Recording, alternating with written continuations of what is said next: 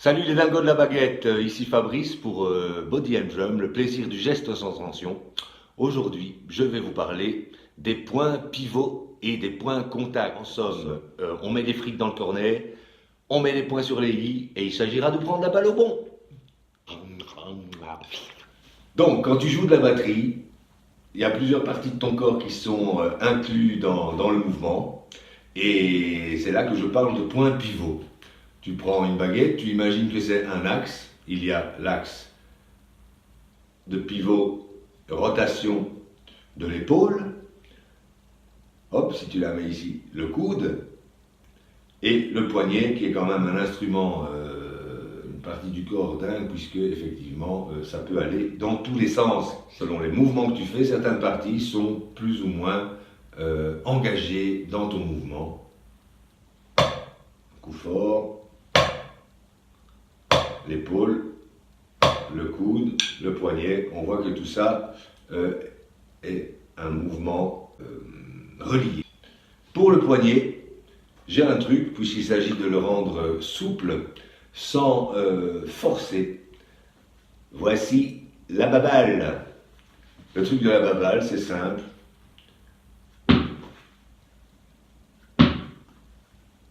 Tu fais ce mouvement simplement. Comme si tu joues au basket.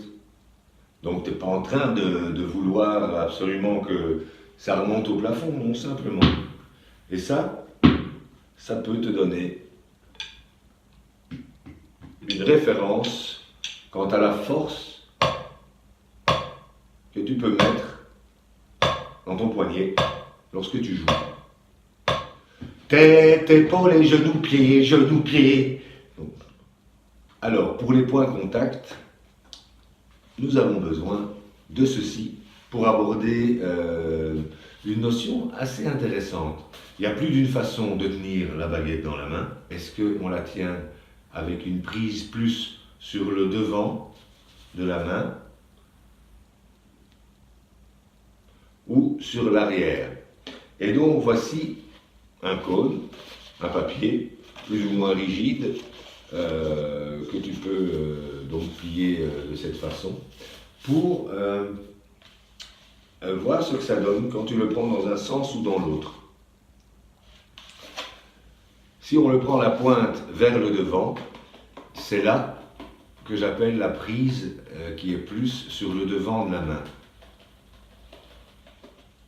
Je retourne et là j'ai la prise. Ce que j'appelle la prise, c'est-à-dire là où tu tiens plus la baguette, c'est l'arrière de la main. Tu peux t'amuser à ressentir cette sensation qui est différente. Je dirais que celle-ci sur le devant de la main, c'est plus quand on parle de la French grip, où effectivement, il y a le pouce et l'index qui maintiennent et les doigts, le pouce vers le haut donc, et les doigts qui actionnent la baguette. Cette prise à l'arrière de la main est peut-être moins naturelle, familière. Au départ, on a tendance tout de suite à prendre sur le devant de la main. Et donc, j'ai un petit truc pour toi. C'est la frite. Enfin, le feutre. Tu prends la baguette comme ceci. Hein, simplement, point contact. On referme sans serrer, sans crisper. Et pour sentir comment utiliser la main en pensant la prise sur l'arrière, tu places ce feutre, voilà, comme ceci. Et là, tu te rends compte d'une sensation complètement différente.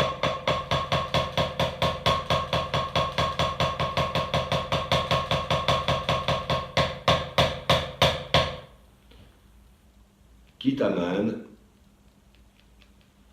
à ressentir cette prise dans le fond de la main.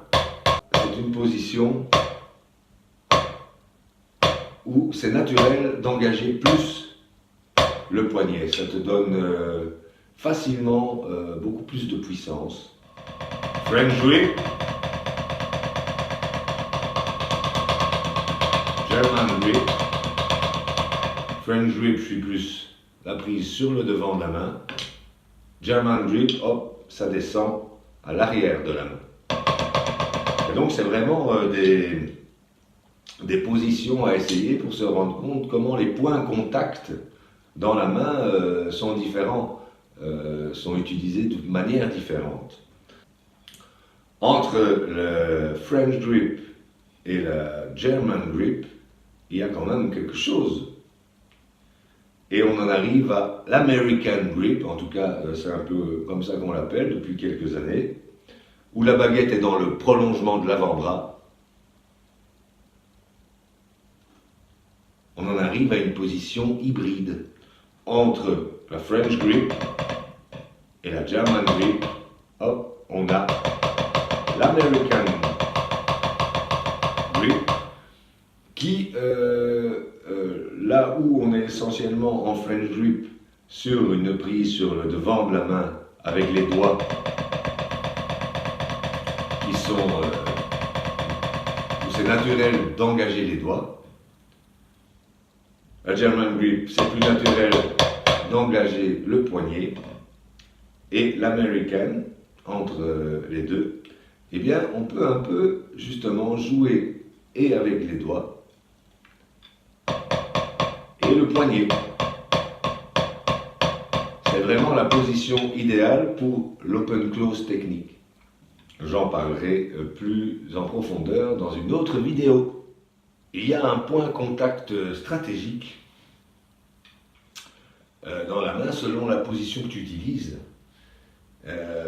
C'est là où tu décides de placer ton point pivot.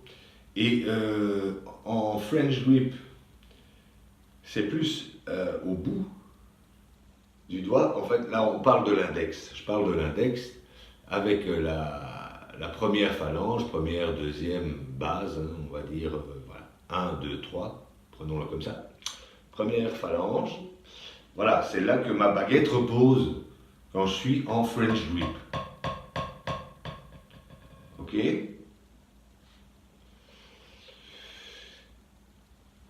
Plus je vais vers la German grip, en passant par l'American grip, personnellement, alors, moi, mon point pivot, ce n'est plus la première phalange, mais la deuxième.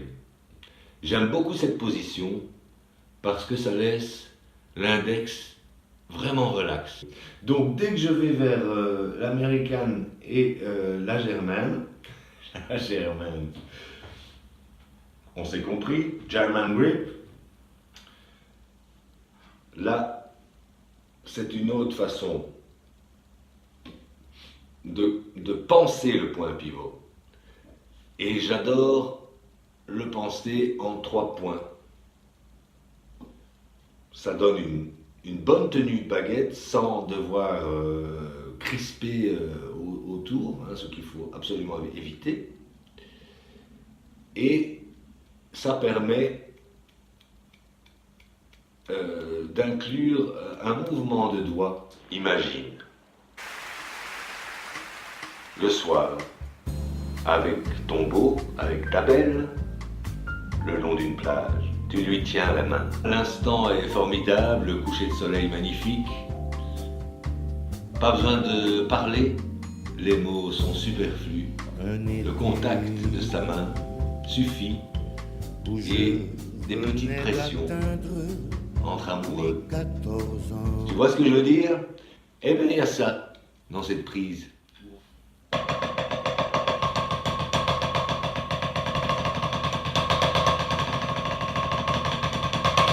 Voici un mouvement que je conseille pour vraiment se familiariser, pour passer d'une position à l'autre. Et donc, j'en arrive dans Body and Drum à ne plus considérer la prise française, la prise américaine, la prise allemande, mais plutôt j'utilise mon corps qui a plusieurs positions, placements.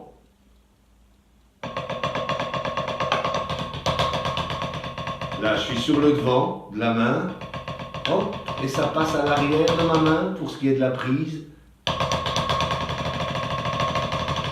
pour avoir une fluidité entre toutes les positions finalement, qui pour moi n'en font qu'une avec des variantes. J'espère que toutes ces infos vont te servir, teste-les. Laisse un commentaire pour m'en dire ce que tu penses, ce que tu as, si ça t'a aidé. Et puis, n'oublie pas de t'abonner. Ciao, ciao. Voilà pour le coude, ici. Le coude, putain. C'est pas le coude, c'est l'épaule. Bon, ok. Ah, l'intelligence corporelle.